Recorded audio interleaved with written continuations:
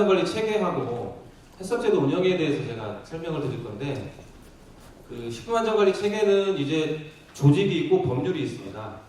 이제 뭐 잘 아시다시피 조직은 정부 조직법에 근거해서 각 중앙부처의 그 업무를 이제 이렇게 나열을 해놨죠. 그래서 식약처가 식품 안전에 관한 사무는 정부 조직법의 식약처 뿐입니다. 다른 부처는 없습니다. 찾아보시면 아시겠지만. 그다음 일부 이제 뭐 품질 관리라든지 뭐 그 식품산업진흥이라든지 이런 업무들은 이제 일부 부처에 조금 업무가 있고요. 식품 안전에 관한 업무는 식약처가 우리나라는 관장을 한다, 이렇게 이해를 해주시면 되겠습니다. 그 축산물이 조금 헷갈리시는 부분이 좀 있는데, 그 축산물은 그 2013년 저희가 그 식약처가 식품안전관리 일원화되면서 식약처가 발족을 했습니다. 그 당시에 이제 축산물 식품을 다 통합을 하면서 일원화 작업을 했었는데, 일부 분야만 이제 입법 과정에서 국회에서 그 농림부에 지금 현재 조금 업무를 좀 저희가 맡겨놓은 부분이 있습니다. 근데 실제로는 이제 식약처 업무라는 걸 제가 분명히 좀 말씀을 좀 드리고 싶고요. 해썹은 이제 식품위생관리법이 있고, 식품위생법이 있고, 축산물위생관리법 두 가지로 우리나라는 두 가지로 이렇게 분류가 되죠.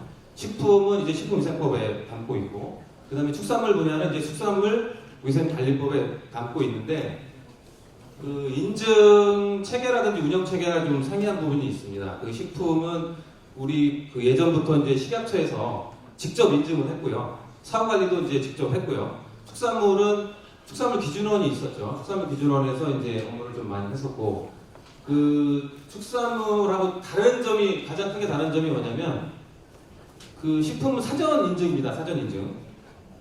우리 인증원에 가서, 인증원 직원이 가서 이제 인증을 하게 되고요. 그 다음에 이제 사후 관리도 하게 되는데, 축산물은 이제 의무 적용 분야가 있습니다. 도축업, 주비업, 그 다음에 이제 알가공, 유가공, 이제 뭐 의무 적용 분야가 있는데, 의무 적용 분야는 지금 현재는 그 영업 인허가 할 때 그때 이제 이렇게 별도의 인증서를 발급하거나 그런 체계는 아닙니다. 그런 좀 차이가 있고요. 다른 나머지 조금 뭐 교육훈련 시간이라든지 조금 일부 좀 상이한 부분도 있긴 한데, 가장 큰 차이점이 그거라고 보시면 되겠습니다. 그 식품안전기본법의 식품안전단계 법령이랑 해서 이렇게 이제 정의를 내리고 있는데, 한 30개 법률이 있습니다. 근데 기본적으로 식품안전을 다루는 법률은 식품위생법, 축산물위생관리법, 식약처 소관법률이 대부분 그런 법률이고요.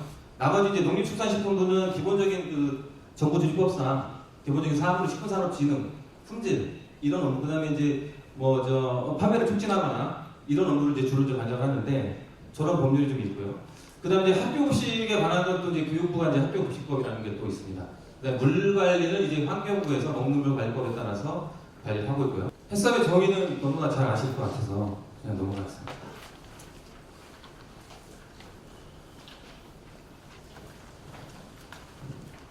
그 아까 이제 뭐 원장님 축사 때도 말씀하셨고, 저희 그 선생님 축사 때도 말씀하셨는데, 그 식약처가 그 해썹을 1995년도에 식품위생법에 이제 최초로 제가 도입을 하게 됩니다. 그 국제식품규격위원회 코덱스에서 93년도에 이제 세계 각국에 공고를 했고요.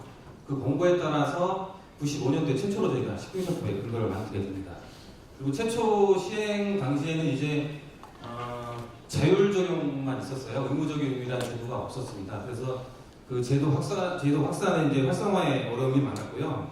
항상 지금 기억해 보면 이제 의무 적용 제도를 저희가 도입해서 시행하고 한참 전까지도 해썹제도 활성화가 안 된다는 지적을 계속 그 지적을 많이 받았어요. 국회나 언론에서. 지금은 이제 사후관리 문제로 이렇게 지적을 받는데, 그 당시에는 해썹 업체가 왜 이렇게 적냐, 활성화해라. 그래서 저희 사업명도 해썹제도 활성화입니다. 지금도 사업명이. 그 이제 해썹제도 활성화가 안 되다 보니까 이제 저희가 고민한 것이 의무적용 제도를 도입하자. 그래서 이제 그 의무적용 제도를 도입한 그 시점이 어떻게 보면 이제 식품 해썹의 전환기라고 봐야 될까요? 2003년에 이제 한 6개 품목에 대해서 의무적용 제도를 도입을 하게 됐는데, 의무적용 제도 도입 이후에 이제 해썹이 아주 활성화가 됩니다. 의무적용을 의무를 부과하게 되니까 이제 정부에서 또 지원을 할 수 있는 이런 근거가 또 생겼고요. 그러다 보니까 이제 예산도 저희가 확보를 하게 되고, 그러면서 사업이 많이 활성화됐습니다. 그래서 아까도 이제 말씀을 드렸지만 지금 85%가 가공식품 생산량의 85%가 햇삽 인증업소에서 생산한 제품입니다. 그래서 뭐 지금 가보시면 편의점이라든지 대형 마트에 가보시면 유통되는 가공식품은 거의 다 햇삽 제품이라고 이렇게 보시면 되겠습니다. 그 과정에 저희가 그 의무적인 제도를 도입해서 운영을 하면서 그 우리나라 그 식품제조 가공업소의 그 규모가 적은 업체들이 많잖아요. 거의 한 80% 이상이 이제 10인 미만, 10인 이하 작업장인데 그 햇삽이라는 것이 아주 과학적이고 체계적이고 이런 효율적인 안전 시스템이지만 기본적으로 이제 햇삽의 원칙과 절차를 현장에서 적용을 해야 되다 보니까 전문 지식도 필요하고 관리 인력도 필요하고 그러다 보니까 이제 어려움을 많이 토로를 하셨어요. 지금도 이제 그런 어려움을 말씀 많이 하시는데 의무적용 시행 당시 초기에 그런 문제를 저희가 알고 갔습니다. 그러다가 이제 중간에 2010년에 그 조금 소규모 업체도 햇삽을 좀 쉽게 적용할 수 있도록 우리가 해야 되지 않겠냐 이런 이제 논의가 있었고요. 그때 만들어진 게 지금의 이제 소규모 햇삽 기준입니다. 2010년도에 그 기준을 만들게 됐고요. 5억 미만 또는 21인 미만 작업장에 적용해야 되는 기준인데 그 처음에 저걸 만들 때 이제 그 현장 실행성 위주로 어떤 관리 계획의 수립의 적정성이라든지 이런 부분보다는 현장에서 실행하느냐 안 하느냐 가지고 우리가 좀 간소화시켜서 평가를 해보자 그런 취지에서 원래 좀 만들었습니다. 이제 평가항도 일반은 지금 80개인데 소규모는 이제 20개잖아요. 많이 간소화시켰죠.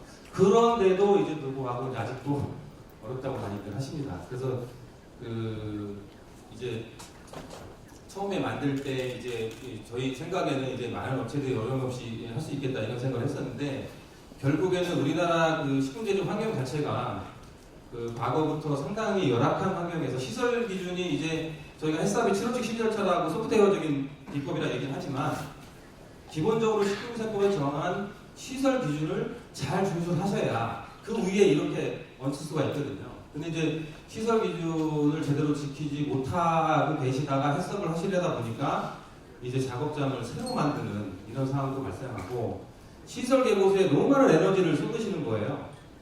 그러니까 진정한 햇삽을 하시기 이전에 지쳐버리시는 거죠. 특히나 이제 규모가 적은 업체들은 그렇습니다. 아직도 그런 어려움을 많이 겪고 계신 것 같아요. 그 소규모 평가 기준을 저희가 만들어서 운영을 하다가 이제 1단계 의무 적용이 마무리되면서 2014년에 이제 식품 분야는 그 어린이 기후 식품 등 추가로 저희가 2단계 의무 적용을 시행하게 됩니다. 그래서 이제 지금 현재 3단계가 마무리되고요. 2020년 내년 12월부터는 이제 모든 의무 적용 품목에 대해서는 햇삽 적용 의무 부과가 됩니다. 시행이 되고요. 그래서 저희가 지금 현재도 고민하고 있는 것이 4단계라서 마지막 4단계라서 그 매출액 1억 미만입니다. 업체가. 그런데 어떻게 마무리할지 고민도 하고 있고 여러 가지 그 대안을 마련해서 시행을 하려고 하고 있습니다. 이 정도로 연역은 제가 말씀드리고요. 그 시간이 뭐 그렇게 길진 않아서 그 남은 시간은 저희가 지금 중점적으로 고민하고 있고 앞으로 해야 될 일, 그게 간략하게 안내를 좀 하겠습니다. 햇삽 인증 확대에 이제 에너지를 많이 쏟았고요. 모든 포인트가 거기에 맞춰져 있었습니다. 최근에 한 2, 3년 전부터 이제 최근 그 햇삽 업체의 부실 관리 문제가 언론을 통해서 자주 보도되고, 그 다음에 이제 국회에서 지적을 받으면서 햇삽 인증업체에 대한 내실의 문제가 지금 저희의 그 가장 중요한 핵심적인 사안이 됐습니다. 이제 이 시간이 끝나면 이제 또 얘기를 하실 건데 스마트 햇삽을 저희가 이제 본격적으로 내년에 도입을 하려고 하고 있습니다. 스마트 햇삽은 이제 그 햇삽의 중요 공정의 모니터링을 자동으로 이제 기록하고 관리하는 이런 시스템을 말합니다. 가장 핵심적인 사항은 기록의 의변조를 방지하는 그런 기법이 되겠습니다. 의변조를 방지할 수 있다면 이 모니터링 기록의 신뢰성을 저희가 확보할 수 있게 되고요. 그 신뢰성은 식품 안전을 담보하게 됩니다. 그런 취지에서 저희가 역점적으로 햇삽, 스마트 햇삽을 도입을 추진하고 있고요. 올해도 그랬지만 내년에도 중기부와 같이 협력을 해서 저희 인증원의 이제 자체 예산도 활용을 할 거고요. 중기부와 협력을 좀 강화해서 그 자금을 최대 1억 원까지 지원하는 이제 협의 중에 있고요. 그 확정이 되면 아마 이제 그 선착순으로 이렇게 보조금을 드릴 거거든요. 일단 업계에서 좀 관심을 갖고 많이 참여를 해주시면 좋겠습니다. 그 다음에 현장에서 저희가 사후관리, 사후평가를 하게 되는데요. 인증을 받게 되면 이제 매년 1회 이상 저희가 사후관리 평가를 하게 됩니다. 사후평가를 하게 되는데 기본적으로 현장평가를 하게 되고요. 우수업체에 대해서는 이제 서류평가로 가름을 하게 되는데 현장평가가 이제 사전에 미리 알려주고 간다. 그러니까 업체에 미리 얘기하니까 그때만 준비하고 평가 뭐 끝나고 나면 이제 또 부실하게 관리한다. 이런 또 지적이 저희가 받았어요. 그런 문제제기가 있었고 그래서 금년부터 이제 100% 부실평가를 현재 지금 하고 있죠. 하고 저희가 이제 업계에 이렇게 여쭤보니까 그 많이 뭐 경각심을 좀 많이 갖게 된다. 이게 뭔가 효과가 있다. 이런 말씀을 좀 하십니다. 일부에서는 이제 뭐 이렇게 뭐 불편한 걸 왜 하냐 이런 뭐 말씀도 하시긴 하는데 저희가 나름대로 이 효과를 볼 때는 괜찮은 것 같아요. 근데 이제 아무래도 우리 평가 나가시는 직원들이 나갔을 때 이제 뭐 연락을 안 하고 나가게 되면 이제 문이 닫혀 있거나 영업자가 없는 경우에 이제 그런 불편함이 있긴 있는데 어쨌건 이제 부실평가로 저희가 얻고자 하는 것도 신뢰의 문제고 그 다음에 햇사업체가 사후관리를 꼼꼼히 상시 잘 할 수 있도록 하고자 하는 그런 취지가 있기 때문에 그 취지를 좀 이해를 해주시면 되겠습니다. 그다음에 저희가 제도 개선도 같이 함께 추진을 하고 있습니다. 어쨌든 뭐 포인트가 다 햇사 사후관리 문제에 이렇게 포인트가 이렇게 맞춰져 있는데 서공 기준도 지금보다는 이제 강화를 하고 있고요. 햇사 인증업체에서 한 번만 위반하더라도 인증 취소할 수 있는 즉시 인증 취소 처분 기준을 저희가 확대 지금 진행 중에 있고요. 지금은 이제 뭐 가열 제품에 대해서만 이제 모니터링을 실시하지 않거나 배선 수리를 안 했을 경우에 이제 인증 취소잖아요. 근데 가열 제품뿐만 아니라 가열하지 않는 배추 김치라든지 이런 뭐 신선 편의식품 이거에도 이제 함께 같이 적용을 할 거예요. 이게 확대가 되는 겁니다. 적용 범위가. 그다음에 이제 우회효소 분석도 실시하지 않는 경우에 지금은 이제 그 규정은 현재 없죠. 없는 게 신설을 하는 건데요. 이제 뭐 새로 공정이 추가되거나 원료가 추가된 경우에 우회효소 분석을 하지 않으면 한 번만 위반해도 뭐 인증 취소가 됩니다. 그래서 그 지금 식약처에서 추진하고 있는 햇사에 관한 정책 방향 자체가 이제는 그 어떤 양적 확대보다는 뇌실화 부분으로 많이 간다. 이렇게 좀 이해를 해주시고 그 여러 가지 어려운 점이 있으시잖아요. 업계에서도 우리 인증원에서 뭐 기술 지원 사업도 뭐 매년 좀 새로운 방안을 만들어내서 제시를 하고 있고 그다음에 실질적으로 도움이 되는 그런 여러 가지 방안을 고민을 하고 있기 때문에 인증원의 도움을 더 많이 받으시고요. 그렇게 하시면 큰 어려움이 없을 것 같아요. 실제 지금 부실평가 부족함률이 그렇게 뭐 생각보다 그렇게 높지는 않습니다. 저희가 걱정했던 뭐 이게 뭐 갑자기 가게 되면 뭐 위반하는 업체가 많지 않을까 이런 솔직히 걱정도 하긴 했는데 실제는 저희가 걱정하는 수준은 아닌 것 같아요. 관리를 잘 해주시는 것 같습니다. 뭐 저희가 기우했던 것 같고요. 앞으로도 부실평가 문제는 특별한 뭐 계기가 없는 한 지속 유지될 거라고 저희는 생각하고 있고 좀 관리를 좀 잘 꼼꼼히 해주시면 고맙겠습니다. 그 전년도 미흡사항을 뭐 재위반하는 경우에는 감점을 2배로 확대하고 그다음에 이제 인증할 때 이제 필수 항목을 저희가 정해서 이 전체 점수가 적합 점수 이상이라고 하더라도 그 필수 항목을 위반하게 되면 인증을 하지 않는 이런 제도입니다.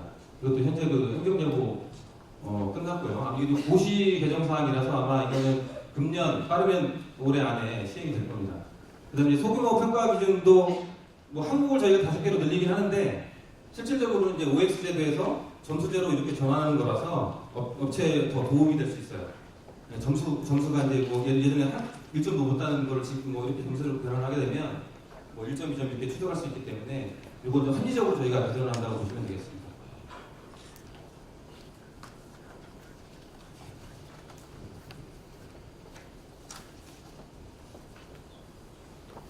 또 축산물 의무작업장도 아까 제가 말씀드렸지만 식품하고 이제 가장 다른 점이 그 사전인증제라고 말씀드렸잖아요.